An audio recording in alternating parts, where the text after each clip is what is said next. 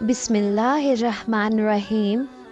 کیا لوگ یہ خیال کیے ہوئے ہیں کہ صرف یہ کہنے سے کہ ہم ایمان لے آئے چھوڑ دیے جائیں گے اور ان کی آزمائشیں نہیں کی جائیں گی؟ اور جو لوگ ان سے پہلے ہو چکے ہیں ہم نے ان کو بھی آزمایا تھا اور ان کو بھی آزمائیں گے، سو اللہ ان کو ضرور معلوم کرے گا جو اپنے ایمان میں سچے ہیں، اور ان کو بھی جو جھوٹے ہیں۔ کیا وہ لوگ جو برے کام کرتے ہیں یہ سمجھے ہوئے ہیں کہ یہ ہمارے قابو سے نکل جائیں گے؟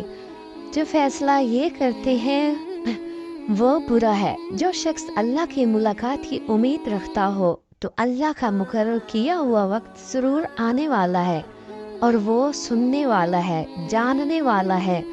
اور ہم کسی قدر خوف اور بھوک اور مال اور جانوں اور میووں کے نقصان سے تمہاری آزمائش کریں گے، اور صبر کرنے والوں کو بشارت سنا دو کہ ان لوگوں پر جب کوئی مصیبت واقع ہوتی ہے تو کہتے ہیں کہ ہم اللہ ہی کا مال ہے اور اسی ہی کی طرف لوٹ کر جانے والے ہیں۔ یہی لوگ ہیں جن پر ان کے پروردگار کی عنایتیں ہیں اور خصوصی رحمت بھی ہے، اور یہی سیدھے رستے پر ہیں۔ اور اے پیغمبر، ہم نے تم سے پہلے کسی آدمی کو بقائے تمام نہیں بخشا، بھلا اگر تم مر جاؤ تو کیا یہ لوگ ہمیشہ رہیں گے؟ ہر شخص کو موت کا مزہ چکھنا ہے، اور ہم تم لوگوں کو سختی اور آسودگی میں آزمائش کے طور پر مبتلا کرتے ہیں، اور تم ہماری طرف ہی لوٹ کر آؤ گے۔